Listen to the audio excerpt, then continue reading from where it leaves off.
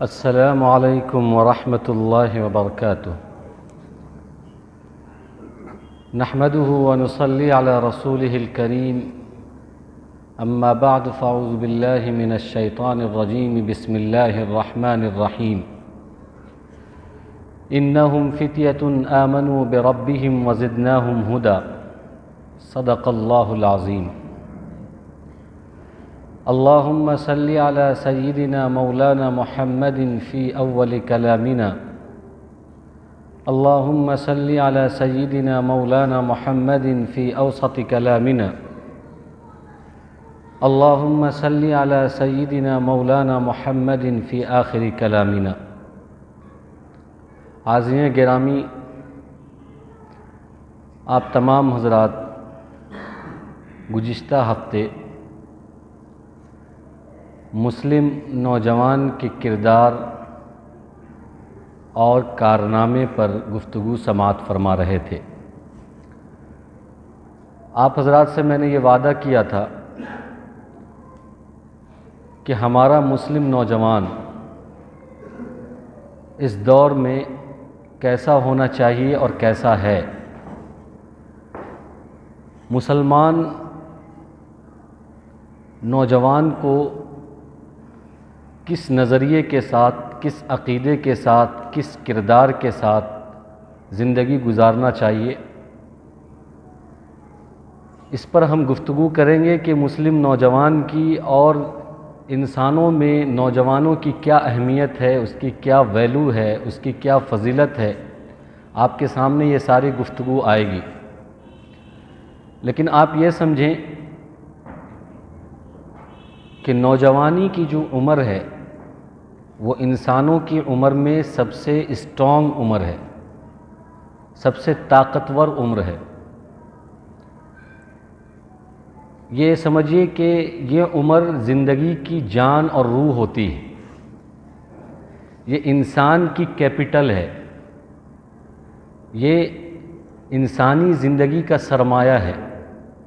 نوجوانی کا عمر یہ انسانی زندگی کا سرمایہ اور پونجی ہے۔ اسی وجہ سے کہ جس قوم اور ملت کے نوجوان صحیح ہیں، عقیدہ صحیح ہے، محنتی ہیں، باعمل ہیں، باشعور ہیں، وہ قوم اور ملت اور ملک ترقی کرتا ہے۔ اور جس قوم کے نوجوان بے عمل ہیں، بگڑے ہوئے ہیں، شرابی ہیں، جواری ہیں، گھٹیا سوچ کے اور گھٹیا ارادے کے مالک ہیں، وہ قوم اور ملک تنزلی کی طرف جاتا ہے، وہ قوم اور ملک بربادی کی طرف جاتا ہے۔ آپ اگر یوں کہیں کہ سماج اور معاشرہ تباہی کے دہانے پر کھڑا ہوا ہے، بربادی کے دہانے پر کھڑا ہوا ہے،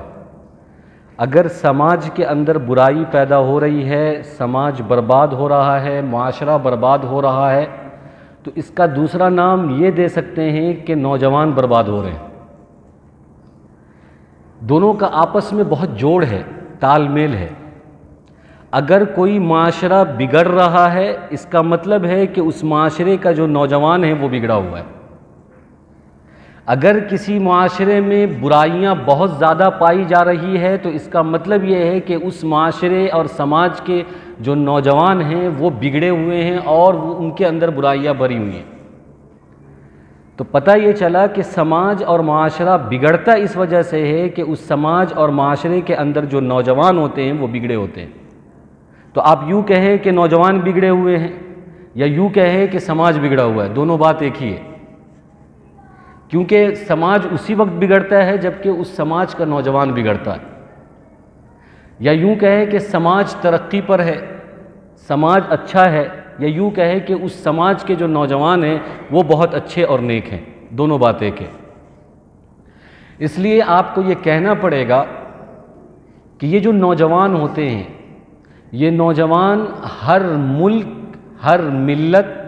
ہر قوم کے جاگیردار ہوتے ہیں،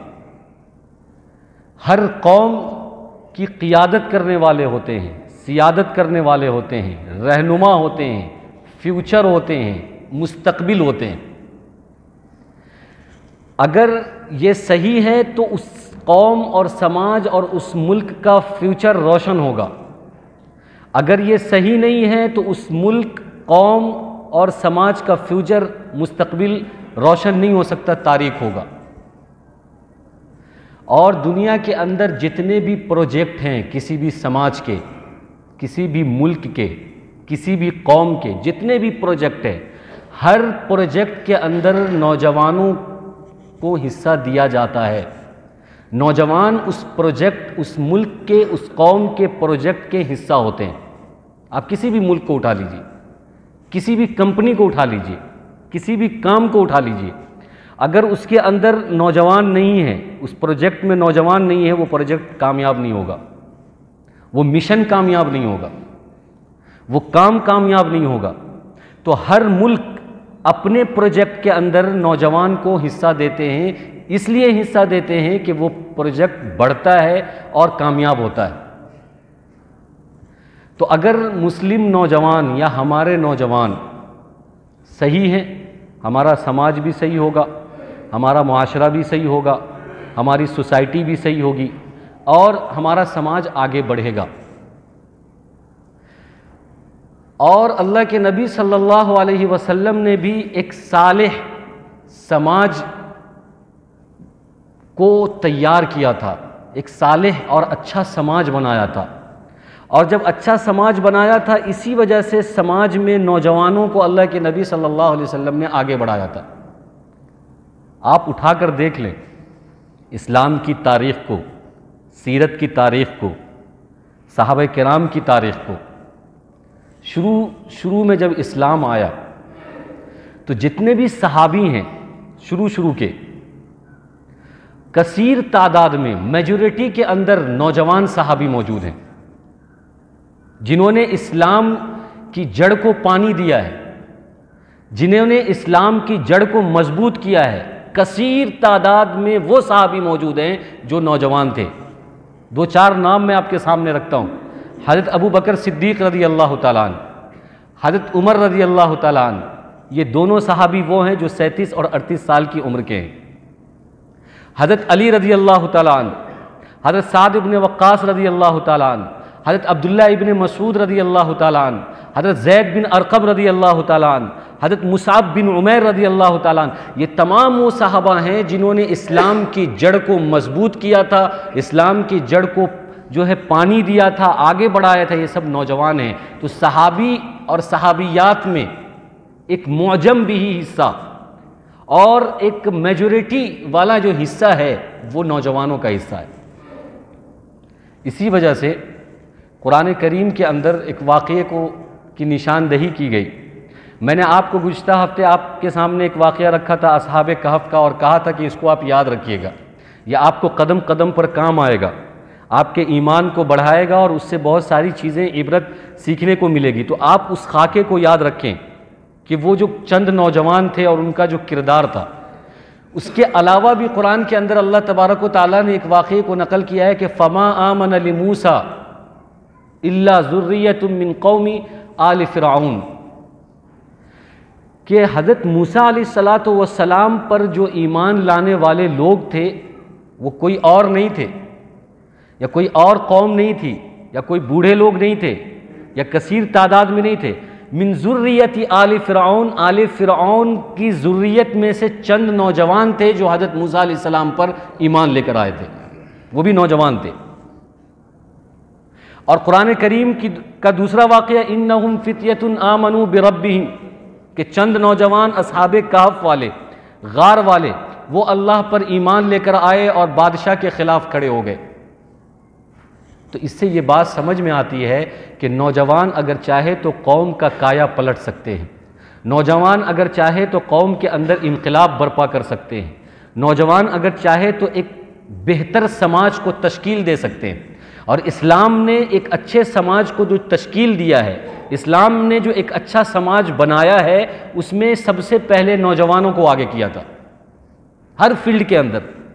آپ نے دیکھا ہوگا کہ کئی غزوات میں اور کئی جنگ میں اللہ کے نبی صلی اللہ علیہ وسلم نے ینگسٹر کو، ینگ نوجوان کو آگے بڑھایا اور ان کو کمان سونپی، کمانڈر اینڈ چیف بنا دیا اس میدان کا. ان کے سامنے بدری صحابی موجود ہیں، احد والے صحابی موجود ہیں، بڑے بڑے صحابی موجود ہیں، لیکن اللہ کے نبی صلی اللہ علیہ وسلم نے ایک دم 16-17 سال کے نوجوان کو جو ہے کمان سونپ دیا. یہ سمجھانے کے لیے کہ نوجوان اس کی ویلو ہے، اس کی ایک حیثیت ہے، اس کی ایک اہمیت ہے، اس کا ایک وقار ہے، اس کی ایک طاقت ہے کہ وہ جب چاہے ہواؤں کا رخ موڑ سکتے ہیں اگر ان کا عقیدہ صحیح ہو، اگر ان کے اعمال صحیح ہوں، اگر ان کے کردار صحیح ہوں. اللہ تبارک و تعالیٰ نے، بلکہ اللہ کے نبی صلی اللہ علیہ وسلم نے حدیث کے اندر یہ بات ارشاد فرمائی کہ کل قیامت کے دن 7 لوگ ایسے ہوں گے، سبعۃ یظلھم اللہ فی ظلہ یوم لا ظل الا ظلہ، کہ 7 لوگ ایسے ہوں گے جن کو اللہ تبارک و تعالیٰ اپنے عرش کا سایہ دیں گے. وہاں اللہ کے عرش کے سایہ کے سوا کوئی سایہ نہیں ہوگا، نفسی نفسی کا عالم ہوگا. سب لوگ اپنے گناہوں کی وجہ سے پسینے میں شرابور ہوں گے، سب لوگ حساب و کتاب اور سب لوگ پریشان ہوں گے. گرمی ہوگی، 2.5 نیزے پر سورج ہوگا اور سب پریشان ہوں گے. وہاں پر کچھ خوش نصیب لوگ ہوں گے جس میں سے ایک وہ ہے کہ شاب نشأ فی عبادت اللہ، شاب نشأ فی عبادت اللہ، یعنی ایک ایسا نوجوان جس نے اپنی زندگی کو اللہ کے لیے خاص کر دیا ہو، اللہ کی عبادت کے لیے خاص کر دیا ہو. تو قیامت کے دن اللہ تبارک و تعالیٰ ان کو اپنے عرش کا سایہ دیں گے. تو یہ وہ نوجوان ہوں گے جن کو اللہ تبارک و تعالیٰ یہ اعجاز دیں گے، یہ اعزاز دیں گے، یہ جو ہے عزت دیں گے کہ ساری دنیا پریشان ہے، ساری دنیا نفسی نفسی کے عالم میں ہے، ساری انسانیت پسینے میں شرابور ہے. سب یہ سوچ رہے ہوں گے کہ میری بگڑی اور میں کامیاب ہوں گا یا نہیں، میں پار ہو سکتا ہوں یا نہیں، میں جنت میں جاؤں گا یا جہنم میں جاؤں گا. سب کے دماغ میں یہ چل رہا ہوگا، لیکن اللہ تبارک و تعالیٰ ایک نوجوان کو اپنے عرش کا سایہ دیں گے. اس سے یہ بات سمجھ میں آتی ہے کہ نوجوان کا سماج کے لیے، معاشرے کے لیے ایک اہم کردار ہے، ایک نمایاں کیریکٹر ہے. اور اس نمایاں کیریکٹر کو حاصل کرنے کے لیے ہمیں اپنی عادتیں چھوڑنی ہوگی، ہمیں اپنے گندے سوچ کو بدلنا ہوگا، ہمیں اپنے گندے خواب کو بدلنا ہوگا، ہمیں اپنے گندے خیالات کو بدلنا ہوگا، ہماری چھوٹی سوچ کو بدلنی ہوگی. نوجوان کی سوچ انقلابی سوچ ہونی چاہیے، نوجوان کی سوچ قیادت والی سوچ ہونی چاہیے، نوجوان کی سوچ نمائندگی والی سوچ ہونی چاہیے، نوجوان کی سوچ سماج اور معاشرے کی اصلاح والی سوچ ہونی چاہیے. لیکن آج ہم اپنے نوجوان، جتنے بھی ہمارے نوجوان ہیں، ہم اپنے گریبان میں جھانک کر دیکھیں کہ ہمارا کردار کیسا ہے، ہمارا کیریکٹر کیسا ہے. کیا ہم اپنے کردار سے سماج کو آگے بڑھا رہے ہیں، سماج کی نمائندگی کر رہے ہیں، سماج کی قیادت کر رہے ہیں، سماج کی سیادت کر رہے ہیں؟ کیا ہم اس کے مربی ہیں؟ کیا ہم اپنے قوم کو آگے لے کر چل سکتے ہیں؟ نہیں. اگر ہمارا سماج بگڑ رہا ہے، اس کے اندر تنزلی آ رہی ہے، اس کے اندر گراوٹ آ رہی ہے، اس کے اندر برائی آ رہی ہے اور وہ بد سے بدتر ہو رہا ہے، اس کی وجہ ہمارے مسلم نوجوان ہیں. ان کی عادتیں ہیں، ان کی گھٹیا سوچ ہے، ان کی گندی سوچ ہے، ان کے گندے خواب ہیں. ہمارا نوجوان یہ سمجھتا ہے، ایک تھا سلطان صلاح الدین ایوبی، ایک تھے ٹیپو سلطان، ایک تھے محمد بن قاسم، ایک تھے محمود غزنوی. ان کی سوچ کہ دنیا پر اسلام کا غلبہ ہو، دنیا پر مسلمان اور مسلمان کی شریعت ہو، دنیا امن کے ساتھ رہے، سکون کے ساتھ رہے، اطمینان کے ساتھ رہے، فتنہ فساد ختم ہو، برائیاں ختم ہو. یہ سوچ لے کر وہ چلے تھے اور وہ ایک حد تک کامیاب بھی ہوئے. ہمارے نوجوان کی سوچ یہ ہے کہ ہم یہ سوچتے ہیں کہ کسی غیر محرم کو ایک مس کال دے دیں، غیر محرم لڑکی کو ایک مس کال دے دیں، ایک میسج کر دیں، ایک ٹرول کر دیں یا کسی پر تنقید کر دیں تو وہ سمجھتے ہیں کہ ہم نے دنیا فتح کر لی ہے، ہم نے جنگ جیت لیا، ہم نے آج فلاں کو مس کال دے دیا، ہم نے فلاں کو میسج کر دیا، ہم نے فلاں کو ٹرول کر دیا، ہم نے فلاں پر تنقید کر دی، ہم نے فلاں کو چھیڑ دیا، اس کے یہ خواب ہیں، اس کی یہ سوچ ہے، اس کی یہ نظریہ ہے۔ اب سوچئے جس قوم کے نوجوان کا یہ نظریہ ہو کہ وہ اپنی جیت اور اپنی سرخروئی، اپنی کامیابی اس میں سمجھتا ہے کہ کسی غیر لڑکی کو وہ ٹرول کر دیتا ہے یا اس پر بھدے کلام کر دیتا ہے یا اس کو چھیڑ دیتا ہے یا اس کو میسج کر دیتا ہے اور یا اس کو فون کر دیتا ہے، تو وہ سمجھتا ہے کہ میں بہت بہادر ہوں، میں نے بہت بڑا بہادری والا کام کیا اور میں نے بہت بڑا تیر مار دیا۔ اس سوچ کے ساتھ کسی قوم کی ترقی نہیں ہو سکتی ہے، اس سوچ کے ساتھ کوئی قوم آگے نہیں بڑھ سکتی، اس سوچ کے ساتھ کسی قوم کے اندر انقلاب برپا نہیں ہو سکتا ہے۔ اللہ کے نبی صلی اللہ علیہ وسلم نے یہ فرمایا کہ کل قیامت کے دن اللہ تبارک و تعالیٰ بندوں سے سوال کرے گا، لا تزول قدم ابن آدم حتی یسأل عن خمس، کہ کل قیامت کے دن بندوں سے 5 سوال کیا جائے گا، اور جب تک یہ 5 سوال اس سے نہ ہو جائے اس کے قدم جو ہے وہاں سے ہل نہیں سکتے۔ اور اس سے 5 سوال میں جو ایک سوال ہوگا وہ یہ پوچھا جائے گا، وَعَنْ شَبَابِ فِيمَا أَفْنَا، کہ یہ بتاؤ کہ یہ جو تم کو میں نے نوجوانی دی تھی، جوانی کی عمر دی تھی، کیونکہ جوانی کی عمر وہ عمر ہوتی ہے جو زندگی کا ہر حصہ اس میں کمپلیٹ ہوتا ہے، دماغ اس کے اندر کمپلیٹ ہوتا ہے، طاقت اس کے اندر کمپلیٹ ہوتی ہے، اس کے اندر شعور کمپلیٹ ہوتا ہے، سوچ کمپلیٹ ہوتی ہے، ہر چیز مکمل ہوتی ہے نوجوانی کی عمر میں۔ تو اللہ تبارک و تعالیٰ پوچھے گا کہ وَعَنْ شَبَابِ، یہ بتاؤ کہ ہم نے تم کو جوانی دی تھی، اس جوانی کو تم نے کہاں پر خرچ کیا؟ اس جوانی کو تم نے پورے گوگل پر، نیٹ پر، دوسرے کے ٹرول کرنے پر، اپنی طاقت دوسروں کو دکھانے پر خرچ کیا، یا کسی قوم کے لیے، کسی ملت کے لیے، کسی سماج کے لیے کچھ تم نے کیا، کسی کی مدد کی،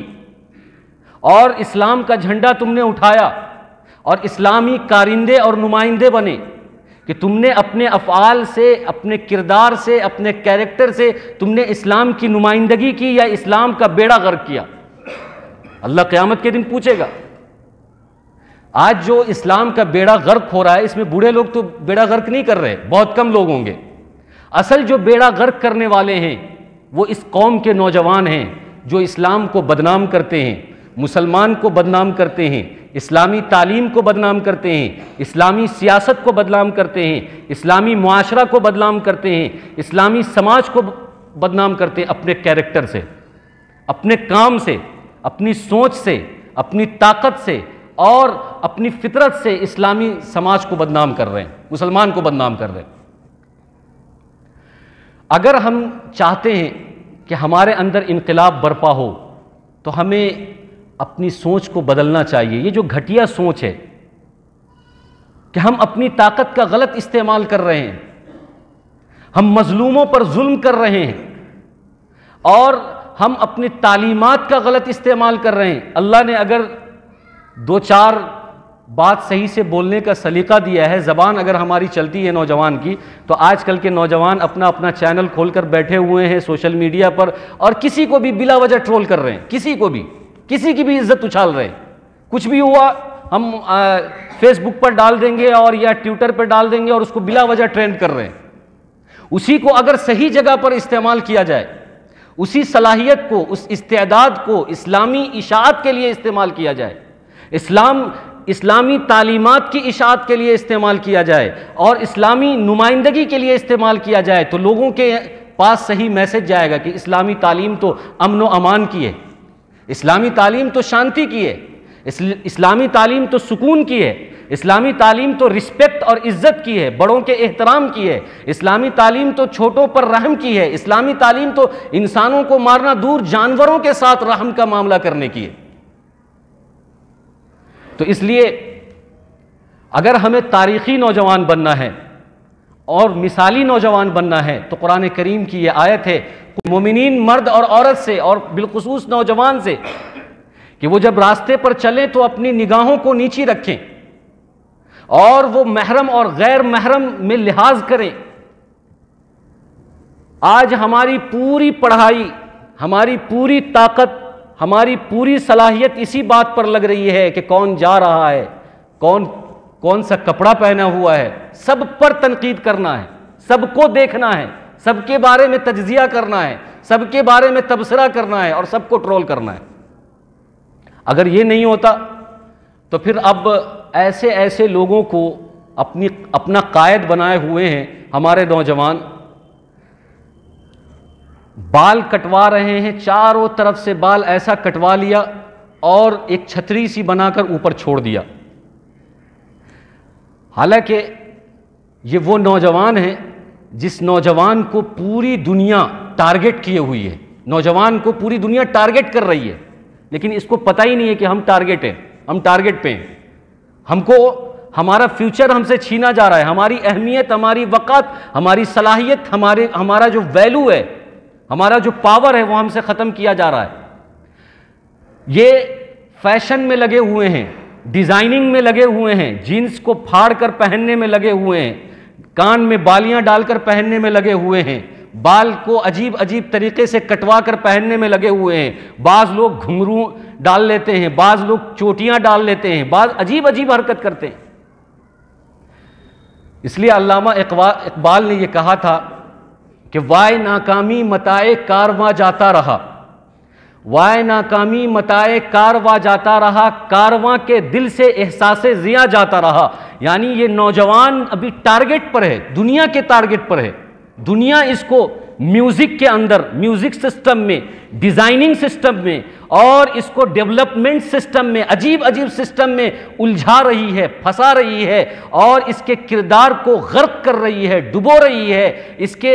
آنکھ کو برباد کر رہی ہے، اس کے کان کو برباد کر رہی ہے، اس کے قد و قامت اور جسامت کو برباد کر رہی ہے، اس کے بود و باش کو برباد کر رہی ہے۔ لیکن یہ ایسا کارواں ہے، یہ ایسا قافلہ ہے کہ یہ لٹ رہا ہے اور اس کو فکر نہیں ہے، اس کو اس بات کی فکر ہی نہیں ہے کہ ہم برباد ہو رہے ہیں، میوزک سسٹم سے ہم برباد ہو رہے ہیں۔ اور جس قوم کے پاس قرآن جیسی عظیم کتاب ہو، قرآن جیسا عظیم نغمہ ہو، قرآن جیسی سریلی اور قرآن جیسی معنی خیز کتاب ہو، کیا وہ قوم میوزک کے ٹھمکے پر ناچے گی اور میوزک پر جو ہے متاثر ہوگی اور گانا اپنا ہیڈ فون دن بھر رات بھر ہیڈ فون کان میں گھسائے ہوئے اسی پر پیر ہلا رہے ہیں، ہاتھ ہلا رہے ہیں، باڈی ہلا رہے ہیں اور اس کے پاس قرآن موجود ہے، قرآن جیسا نغمہ موجود ہے، تو اس کو معلوم ہے کہ اس کے فیوچر کے ساتھ کھلواڑ ہو رہا ہے، اس کی اہمیت کو ختم کیا جا رہا ہے، اس کی وقت کو ختم کیا جا رہا ہے، لیکن اس کو افسوس ہی نہیں ہے، اس کو احساس ہی نہیں ہے، اس کو احساس ہی نہیں کہ ہم برباد ہو رہے ہیں،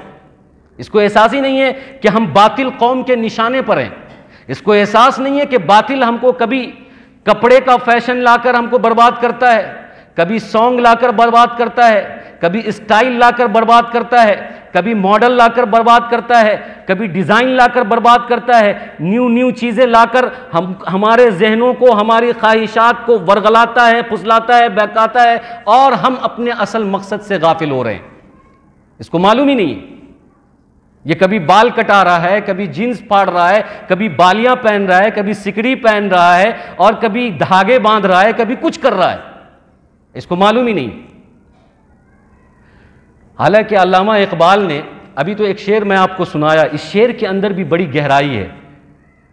اگر یہ شعر ہم سمجھ لیں، ہمارے نوجوان سمجھ لیں تو ان کو اپنا کردار سمجھ میں آ جائے گا کہ ہم کو کرنا کیا چاہیے اور ہم کر کیا رہے ہیں، ہمیں فالو کیا کرنا چاہیے، ہم کس کو فالو کر رہے ہیں، ہم کیا تھے اور ہمیں کیا بنایا جا رہا ہے، ہم کس کی تعلیمات کو بڑھاوا دے رہے ہیں، ہم کس کے کلچر کو اپنا رہے ہیں۔ ہمیں اللہ کے نبی صلی اللہ علیہ وسلم نے ایک پاکیزہ کلچر، ایک پاکیزہ شریعت، ایک پاکیزہ طریقہ ہر لائن میں دیا ہے، لیکن ہم جینس پھاڑنے میں لگے ہوئے ہیں، ہم بالیاں پہننے میں لگے ہوئے ہیں، ہم بھاؤں چھلانے میں لگے ہوئے ہیں، دھاگا باندھنے میں لگے ہوئے ہیں۔ یہ کون سا کلچر ہے؟ یہ کون سی تہذیب ہے؟ اور علامہ اقبال نے یہ کہا کہ نہیں تیرا نشیمن قصر سلطانی کے گنبد پر، نہیں تیرا نشیمن قصر سلطانی کے گنبد پر، تو شاہین ہے بسیرا کر پہاڑوں کے چٹانوں میں۔ علامہ اقبال نے نوجوانوں کو خطاب کیا کہ تو شاہین ہے، شاہین پرندہ، قیمتی پرندہ، اس کے پرواز کو کوئی ناپ نہیں سکتا ہے، اور تو اپنے آپ کو ذہنی غلامی میں پھنسایا ہوا ہے، تم اپنے آپ کو کسی کا غلام بنا کر، تم اپنے آپ کو آزاد رہنا نہیں چاہتے، تم کسی کی گھسی پٹی کلچر کو اور گھسی پٹی تہذیب کو تم اپنا رہے ہو، اور اس پر تم فخر محسوس کر رہے ہو کہ میں فلاں برانڈ کا کپڑا پہنتا ہوں، فلاں برانڈ کا جوتا پہنتا ہوں، فلاں برانڈ کا ٹائی پہنتا ہوں، اور میں یہ بالیاں لیتا ہوں، اور فلمیں ابھی صحیح طریقے سے جو ہے ٹاکیج میں آتی نہیں ہے اور میں دیکھ لیتا ہوں، پہلا شو بک کر دیتا ہوں اور پہلے شو میں دیکھ لیتا ہوں، اس پر تم کو فخر محسوس ہو رہا ہے. یہ تمہاری سوچ ہے. علامہ اقبال کہتے ہیں کہ تو شاہین ہے، شاہین، قیمتی پرندہ ہے تو. تمہاری یہ سوچ نہیں ہونی چاہیے. تم تو قوم کے سرمایہ ہو، تم قوم کے فیوچر ہو، تم قوم کے روشن مستقبل ہو. تمہاری اداؤں پر، تمہاری حرکتوں پر قوم کے اندر انقلاب آئے گا، قوم کے اندر تبدیلی آئے گی، قوم آگے بڑھے گی، اور تم پینٹ میں، جینس میں اور یہ ماڈلنگ میں لگے ہوئے ہو. اس لیے میں نے شروع میں آپ سے یہ کہا کہ اگر سماج بگڑا ہوا ہے تو اس کا لازمی نتیجہ اور لازمی معنی یہ ہے کہ اس سماج کے جو نوجوان ہیں وہ بگڑے ہوئے ہیں. اللہ کے نبی صلی اللہ علیہ وسلم نے صحابہ کرام رضی اللہ تعالی عنہم اجمعین جب اسلام شروع ہوا تو صحابہ میں جو بڑے بڑے صحابہ تھے اور میجورٹی صحابہ تھے، جیسے کہ میں نے شروع میں کہا، وہ سب نوجوانی کی عمر میں تھے. ان کے اندر تلاوت کا جذبہ تھا، ان کے اندر نبی کی سنت کو زندہ کرنے کا جذبہ تھا، ان کے اندر اسلامی تعلیمات کو اپنانے کا جذبہ تھا، ان کے اندر ہمدردی کا جذبہ تھا، ان کے اندر خیرخواہی کا جذبہ تھا، ان کے اندر جانثاری کا جذبہ تھا، ان کے اندر قربانی کا جذبہ تھا. یہ سب نوجوان تھے. وہ ان کے اندر یہ جذبہ تھا کہ میں بھوکا رہوں،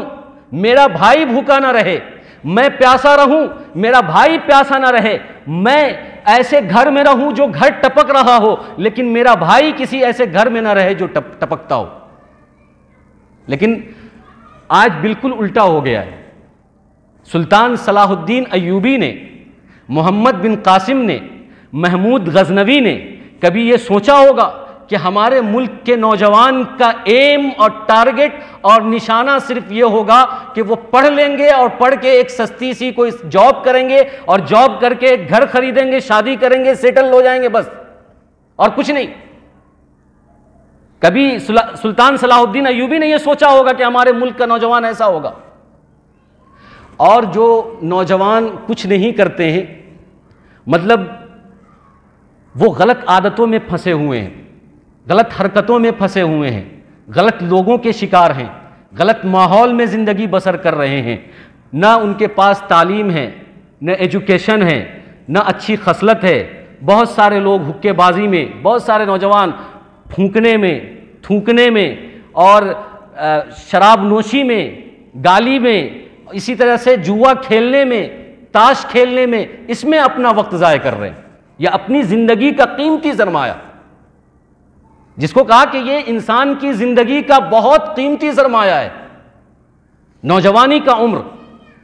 یہ قیمتی سرمایہ ہے. اس کو تاش کھیلنے میں ضائع کر رہے ہیں، اس کو شراب پینے میں ضائع کر رہے ہیں، اس کو کرکٹ کھیلنے میں ضائع کر رہے ہیں، اس کو بیڈمنٹن کھیلنے میں ضائع کر رہے ہیں، موبائل پر ویڈیو گیم کھیلنے میں ضائع کر رہے ہیں، اور پتہ نہیں کن کن واہیات اور خرافات کے اندر اپنی زندگی کا یہ قیمتی سرمایہ ضائع کر رہے ہیں. اور ہمیں احساس نہیں ہے، اور ہم کہتے ہیں کہ جاب نہیں ہے، ہم کہتے ہیں سرکاریں ٹھیک نہیں ہیں، ہم کہتے ہیں حکومت ٹھیک نہیں ہے، ہم کہتے ہیں ماحول ٹھیک نہیں ہے، لیکن ہمارا کردار کیسا ہے وہ کبھی ہم نہیں دیکھتے کہ ہمارا کردار کیسا ہے، ہماری سوچ کیسی ہے، ہمارا نظریہ کیسا ہے، ہمارے خواب کیسے ہیں. ایک مسلم نوجوان خواب دیکھتا ہے تو خواب میں اگر وہ زیادہ نوجوان ہے تو حسین، بہت حسین خواب دیکھتا ہے تو وہ یہ سوچتا ہے کہ میری حسین سے حسین لڑکی سے شادی ہو جائے، یہ اس کا حسین خواب ہے. بہت اگر اچھا اور بہت بڑا اگر اس نے خواب دیکھ لیا، بہت بڑا سپنا ہو، بہت بڑا سپنا ہو تو 50-60 ہزار اور لاکھ روپے منتھلی ہم کما لیں، یہ بہت بڑا سپنا ہے. یہ کوئی سپنا ہے؟ یہ کوئی بہت بڑا خواب ہے؟ یہ کوئی بہت بڑی سوچ ہے؟ مسلم نوجوان کو یہ سوچنا چاہیے کہ میری قوم جو یہ گراوٹ کی شکار ہے تعلیم میں اور اخلاق میں اور سماج اور معاشرے کے اعتبار سے جو ہماری قوم بیک فٹ پر جا رہی ہے، اس کو ہم آگے کیسے بڑھائیں، اس کو ہم پش کیسے کریں، ہم اس کی قیادت کیسے کریں، ہم اس کی سیادت کیسے کریں، ہم اس کو سنبھالیں کیسے، کیونکہ اس کے بعد پھر ایک جنریشن آئے گی، کیونکہ یہ جو فیوچر ہے، یہ نوجوان جیسا ہوگا، اس نوجوان سے جو بچہ پیدا ہوگا وہ بھی ویسا ہی ہوگا، کیونکہ یہ فیوچر ڈیسائیڈ کرنے والے ہوتے ہیں نوجوان صحیح ہیں، سالم ہیں، عقیدہ صحیح ہے، اخلاق صحیح ہے، اور ان کا معاشرہ اور سماج صحیح ہے، تو ان کے گود میں جو بچہ پلے گا ان کا بھی عقیدہ صحیح ہوگا، ان کی بھی سوچ صحیح ہوگی، کیونکہ جب برتن سے برتن میں کوئی چیز منتقل ہوتی ہے تو برتن میں جو ہوتا ہے وہی دوسری چیز میں منتقل ہوتی ہے۔ جب ہمارے اندر انقلابی، تعمیری، تاریخی، مثالی کام کرنے کا کوئی سپنا ہی نہیں ہے، اور قوم کو آگے لے جانے کا، آگے بڑھانے کا کوئی سپنا ہی نہیں ہے، ہم اپنے میں خوش ہیں، ہم اپنی ڈیزائننگ میں خوش ہیں، ہیڈ فون لگا کر دن بھر گانا سننے میں مگن ہیں، اور ابھی بھی آپ مسجد میں بھی اٹھا کر دیکھیں، چونکہ نوجوانوں پر گفتگو چل رہی ہے پچھلے ہفتے سے، انشاءاللہ آئندہ بھی چلے گی، ایک بار ہفتے میں موقع ملتا ہے دین کی بات سننے کا، سماعت کا، اللہ کسی طرح سے مسجد میں پہنچا دیتا ہے، نماز پڑھنے کا، جمعہ کی نماز پڑھنے کا ایک بار موقع ملتا ہے۔ ہونا تو یہ چاہیے کہ جو صفت حدیث کے اندر بیان کی گئی کہ شاب نشأ فی عبادت اللہ، کہ نوجوان ایسا ہو کہ اس کو صرف اللہ کی عبادت میں مزہ آئے، اس کی آنکھ کی طاقت اللہ کی عبادت کے لیے استعمال ہو، اس کے کان کی سماعت کی طاقت اللہ کی عبادت میں استعمال ہو، اس کے پیر کے چلنے کی طاقت اللہ کی عبادت میں استعمال ہو، اس کے بدن میں جتنا خون دوڑتا ہے وہ خون کے اندر جو روانگی ہے اور جو طاقت ہے وہ صرف اللہ کی عبادت اور اللہ کی دین اور شریعت کے لیے استعمال ہو۔ ہونا تو یہ چاہیے، لیکن ہوتا یوں ہے کہ اگر اللہ نے جمعے کے دن توفیق بھی ہمیں دے دی ہے مسجد میں آنے کی، نماز پڑھنے کی، تو اب 10 لوگ بیٹھے ہوئے ہیں، دین کی باتیں چل رہی ہے، قال اللہ اور قال الرسول پر تبصرہ ہو رہا ہے، بوڑھے لوگ سن رہے ہیں، بڑے لوگ سن رہے ہیں، اور نوجوان جو ہے اپنی وہاں پر پنچایت کر رہے ہیں، اور وہاں پر بھی وہی بات چل رہی ہے جو بازاروں میں چلتی تھی، وہاں پر بھی وہی تذکرہ ہو رہا ہے جو بازاروں میں چل رہا ہے، یعنی مسجدوں کو بھی بازار بنا دیا، مسجد کو بھی مارکیٹ بنا دیا۔ مسجد کے اندر بھی اس بات کا خیال نہیں ہے کہ اللہ نے ہفتے میں ایک دن مجھے مسجد میں آنے کی توفیق دی ہے، ہونا تو یہ چاہیے کہ میں فجر کی نماز بھی تکبیر اولیٰ سے پڑھوں، لیکن اللہ نے ہم پر رحمت کی اور اللہ نے ہم پر رحمت کی بارش کی اور مسجد میں پہنچا دیا جمعہ کے دن، تو کم سے کم اس وقت کو غنیمت سمجھتے ہوئے اللہ کے دین کے لیے خاص کر دیتے، اور دین کی بات نہ سنتے، کم سے کم تو خاموش تو ہو جاتے، باتیں تو نہ کرتے، پنچایت تو نہیں کرتے، اور کسی دوسری چیزوں میں مشغول اور مصروف تو نہیں ہوتے، اتنی بھی توفیق نہیں ہے۔ یہ اس لیے ہے کہ شروع سے ہماری جو گائیڈ لائن ہے، ہمارا جو ماحول ہے، وہ ماحول ہمیں ملا نہیں، ہمیں یہ بتایا نہیں گیا کہ ہمارے فیوچر سے کھلواڑ ہو رہا ہے، ہماری سوچ سے کھلواڑ ہو رہا ہے، ہر جگہ ہمیں جو ہے کسی نہ کسی ٹرننگ پوائنٹ اور مومنٹ میں جہاں پر امپورٹنٹ پارٹ ہوتا ہے زندگی کا، جو دین کے لیے لگنا چاہیے، جو تعمیر حیات کے لیے لگنا چاہیے، جو انسانیت کے بڑھاوے کے لیے اور سماج کو پروان چڑھانے کے لیے لگنا چاہیے، وہاں پر فلم گھسا دیا، وہاں پر سانگ گھسا دیا، وہاں پر فیوچر گھسا دیا، وہاں پر جو ہے ماڈلنگ کو گھسا دیا، وہاں پر ڈیزائنر کو گھسا دیا، وہاں پر عجیب عجیب حرکتیں دنیا والوں نے، باطل طاقتیں نے گھسا دی ہے، اور یہ اسی میں محو ہیں، اسی میں غرق ہیں، اسی میں ڈوبے ہوئے ہیں، نہ ان کو آگے کا پتہ ہے، نہ ان کو پیچھے کا پتہ ہے، نہ اپنی تاریخ یہ جاننا چاہتے ہیں، نہ یہ اپنی ویلیو پہچاننا چاہتے ہیں، نہ یہ اپنی اہمیت کی قدردانی کرنا چاہتے ہیں کہ ہم چاہیں تو دنیا کے ہواؤں کا رخ بدل سکتے ہیں، ہم چاہے تو قوم کی کایا پلٹ سکتے ہیں، ہم چاہیں تو ایک نسل کو سدھار سکتے ہیں، ہم چاہے تو مسلم سماج کے اندر ایک اچھی بنیاد اور ایک اچھا سماج اور معاشرہ تیار کر سکتے ہیں، لیکن نہیں، ان کا سپنا ہی بہت چھوٹا ہے، ان کی سوچ ہی بہت چھوٹی ہے، ان کا خواب بھی بہت چھوٹا ہے، یہ ایک ایڈورٹائز سے آگے نہیں بڑھتے، یہ نیوز چینل سے آگے نہیں بڑھتے، یہ فلمی سنیما سے آگے نہیں بڑھتے. سانگ کے اندر جو باتیں کہی گئی ہے، جو مثالیں دی گئی ہیں، جو اصطلاحات استعمال کیے گئے ہیں، اور دو تجربے کی باتیں فلموں میں، ٹی ویوں میں کہا جاتا، اس سے آگے یہ بڑھتے ہی نہیں ہیں. کتاب کھولنا نہیں چاہتے ہیں، اپنی تاریخ پڑھنا نہیں چاہتے ہیں، مطالعہ کرنا نہیں چاہتے ہیں کہ 1100 اور 1400 سال میں اتنے بڑے بڑے اسکالر اور اتنے بڑے بڑے قائد اور رہنما پیدا ہوئے ہیں، ابھی ہیں، ان کی صحبت ہمیں چاہیے. اور اللہ کے نبی صلی اللہ علیہ وسلم نے جو نمونہ ہمیں دیا وہ بیسٹ نمونہ ہے، جو سیرت ہمیں دیا وہ بیسٹ سیرت ہے، جو طریقہ ہمیں دیا وہ بیسٹ طریقہ ہے. اس طریقے میں پوری دنیا کی نجات ہے اور نجات مل رہی ہے. ہم اس کو پڑھنا چاہیں گے، عمل کرنا چاہیں گے، تب آگے بڑھیں گے. اسی موضوع کو ہم آگے بڑھائیں گے. اللہ تبارک و تعالی ہم سب کو کہنے سننے سے زیادہ عمل کی توفیق عطا فرمائے. آمین. وآخر دعوانا الحمدللہ رب العالمین.